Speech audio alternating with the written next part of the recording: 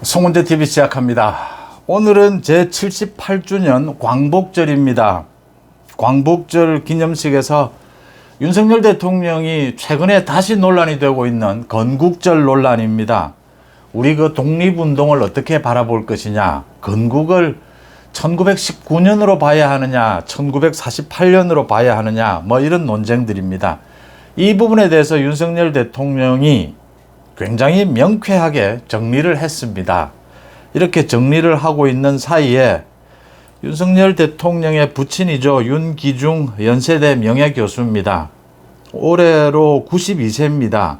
윤기중 교수가 노환으로 별세를 했습니다. 서울대병원에 입원해 있었는데 윤석열 대통령이 오늘 기념식을 마치고 난 다음에 임종을 지켰다라고 합니다. 윤석열 대통령은 이 부친인 윤기중 교수에 대해서 여러 차례 이야기를 했습니다. 후보 시절에도 그렇고 대통령이 되고 난 다음에도 많은 영향을 받았다. 부친인 윤기중 교수로부터 어떤 인생 살아가는 문제라든지 학문적으로나 또 사회적으로 굉장히 많은 영향을 받았다. 이런 이야기들을 여러 차례 했습니다. 부친과 있었던 여러 가지 자신의 이런 추억, 이런 부분들도 이야기를 많이 했습니다. 조용하게 가족상으로 치르겠다라고 이렇게 밝혔습니다. 이 부분, 윤석열 대통령과 이 부친의 부분, 오늘 광복절 이 기념사를 보면서 제가 지난 40년 가까이 이 정치권에 대해서 취재를 하면서 저뿐만이 아니라 많은 정치인들 또 일반적인 국민들도 그런 이야기를 하는 적이 많았습니다. 우리가 민주화가 되고 난 다음에 소위 YS, DJ로 이어지는 이 대통령들을 보면서 좀 합리적이고 상식적이고 이렇게 좀 균형 잡힌 일반 국민들의 상식과 눈높이가 같은 이런 대통령이 우리나라에는 언제쯤 나오게 될까라는 그런 이야기들을 많이 했습니다. 그러니까 군부 출신의 대통령들, 그 다음 YS, DJ는 누가 뭐래도 민주화 운동으로 정치에 잔뼈가 굵었습니다. 그래서 당시에 민주화 운동 과정에서의 그 지역적인 갈등들, 이 정치를 오래 하게 되면서 집권을 위해서 내달리면서 생겼던 여러 가지 병폐들, 이런 것들의 영향을 받았습니다. 그 이후에 노무현, 이명박, 박근혜 대통령, 문재인까지 모두 다 그러니까 일반적인 국민들의 상식 부분과는 좀 동떨어진 그런 젊은 시절도 보냈고 또 그런 생각들도 많이 하고 있었다. 좀 한쪽으로 치우치는 듯한, 좀 더 또 고집을 부리는 듯한, 또는 권력욕에 빠져 있는 듯한, 또는 우리 현대사회에 있어서 문재인 같은 경우에는 이게 지금 우리 대한민국의 정통성에 맞는 대통령이냐 이런 이야기까지 들을 정도로 좀 기울어져 있었다. 그런 측면에서 윤석열 대통령은 굉장히 어떻게 보면 평온하고 평탄한 이런 젊은 시절도 보냈고 사법고시를 구수를 했다지만 사법고시를 당시에는 사법고시를 사수오수하는 것은 예사였습니다.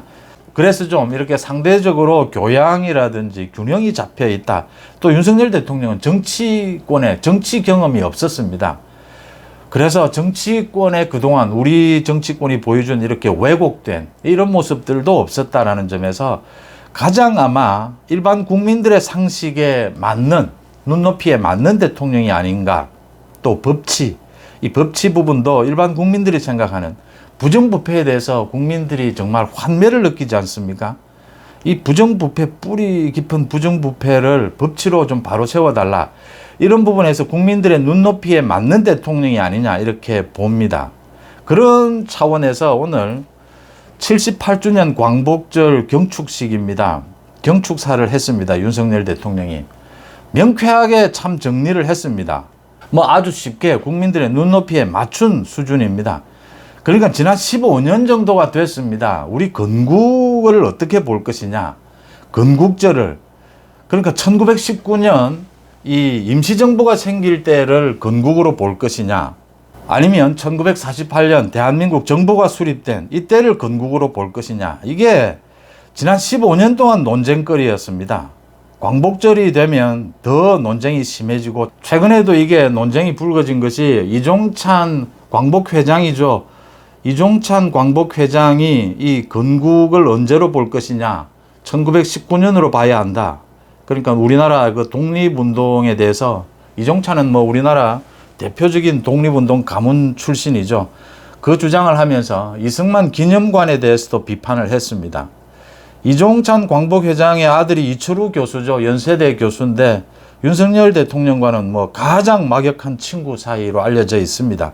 이철우 교수도 나서서 우리의 건국을 1948년으로 보게 되면 이게 일본의 침략을 정당한 것으로 해줄 그런 우려가 있다라고 하면서 1919년 그 이전부터 우리 정부는 있었다. 1919년에는 이제 임시정부가 수립된 것은 민주정부가 수립된 것이다. 그래서 우리 정부는 계속 있었다. 일본이 우리의 국권을 침탈한 것은 우리 국가가 있는데도 불구하고 이렇게 침략한 것이다. 이런 식의 주장을 했습니다.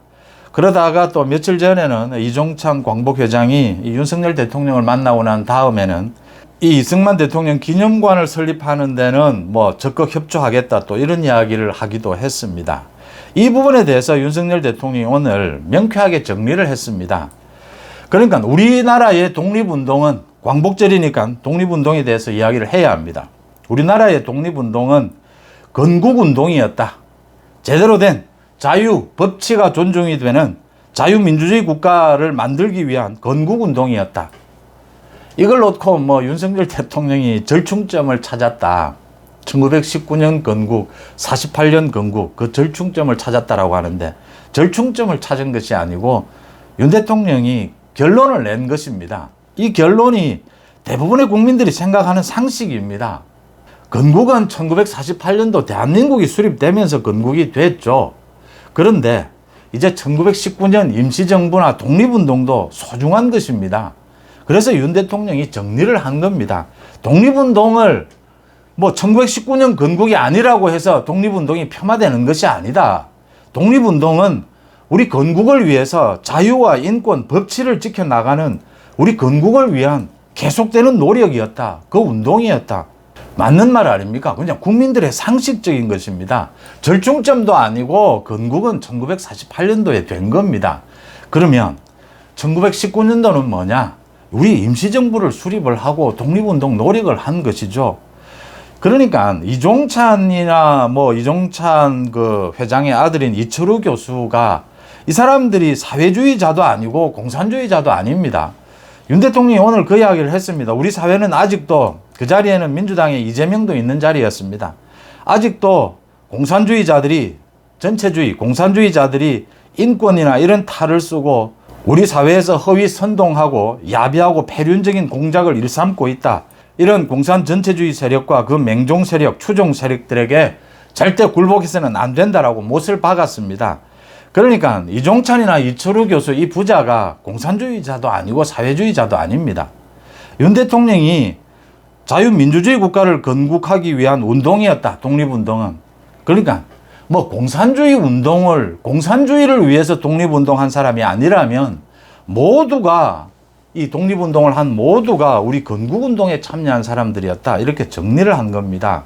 이철우 교수나 이종찬 회장이 뭐 우려하다시피 독립운동을 폄하하는 것도 아니고 우리 건국이 1948년도에 법적으로도 맞고 그렇다라고 해서 일본의 침략이 정당화되는 것도 아닙니다. 국권을 침탈한 것은 엄연한 사실로 있는 것입니다. 그냥 상식적으로 생각하면 되는 건데 이걸 억지스럽게 이렇게 하니까 복잡해지는 겁니다. 이게 문제가 된 게 문재인 때문입니다. 그러니까 이명박 정부 때부터 우리나라의 건국을 1948년으로 봐야 하지 않겠느냐 이런 움직임들이 있어 왔는데 또 박근혜 정부 때도 이걸 법안으로 하는 이런 움직임이 있었는데 문재인 정부 들어서 우리 건국이 1919년이었다라고 못 받고 지금 정통성이 어디에 있느냐 이 문제가 되는 겁니다. 1919년 건국을 주장하는 사람들은 공산주의자가 있습니다.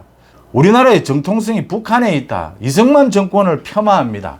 이승만이 건국 대통령이 아니다라고 합니다.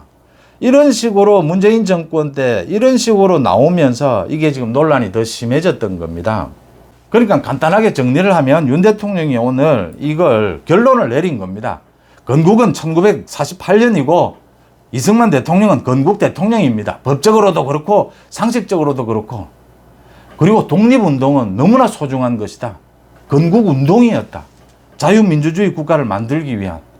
공산주의가 더 우위에 있는 사람들, 북한의 정통성이 있는 사람들, 이 사람들은 지금 민주나 인권을 포장해서, 민주와 인권으로 포장해서 우리 사회를 교란시키려고 하는 세력들이다. 여기에 굴복해서는 안 된다라고 하는 것입니다. 이 부분에서 제가 조금 더 나아가면요, 사실은 북한의 정통성이 있다, 대한민국은 정통성이 없다, 문재인 정권 때 이 주장을 하는 사람들은 빨리 북한으로 가면 됩니다. 왜 대한민국에 있습니까? 이런 이야기 많이 하지 않습니까? 이 사람들 북한으로 그런데 안 갑니다. 이 북한으로 가면 이 사람들 제대로 대우도 못 받습니다. 그거 알고 있습니다. 이 부분을 정리를 해야 됩니다. 1919년 건국을 주장하는 문재인 같은 사람들은 이걸 계속해 이어가면서 공산주의 또는 북한 정권의 정통성을 주장하고 싶은 겁니다. 이런 사람들과는 분리를 해줘야 됩니다.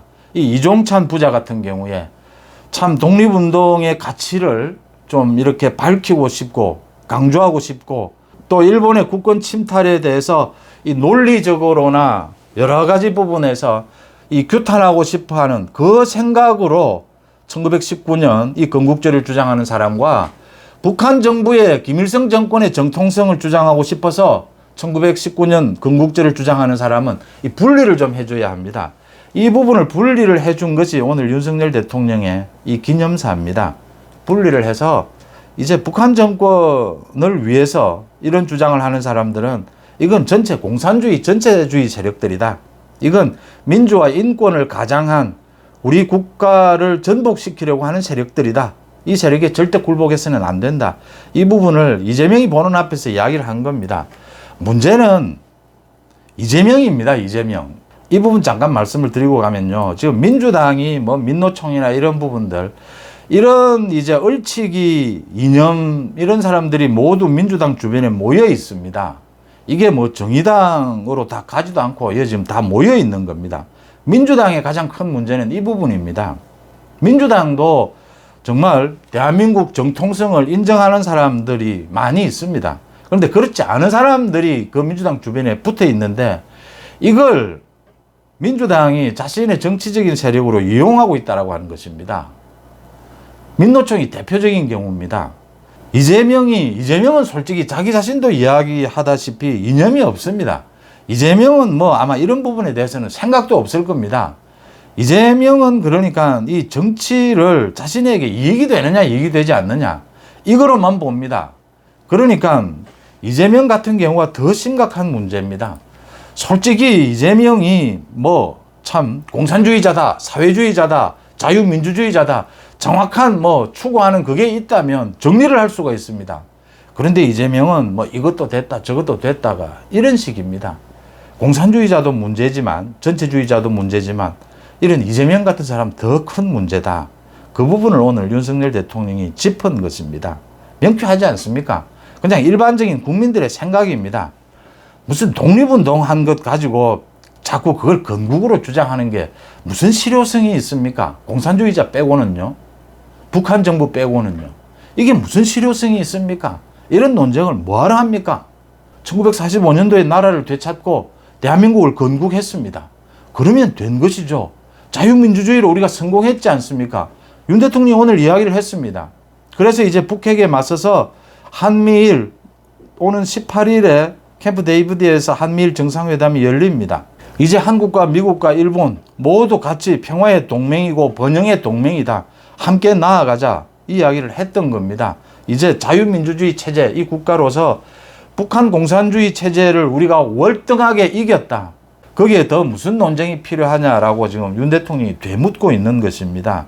이제는 우리의 번영을 위해서 이런 쓸데없는 논쟁하지 말고 앞으로 나아가자라는 이야기로 정리를 했다.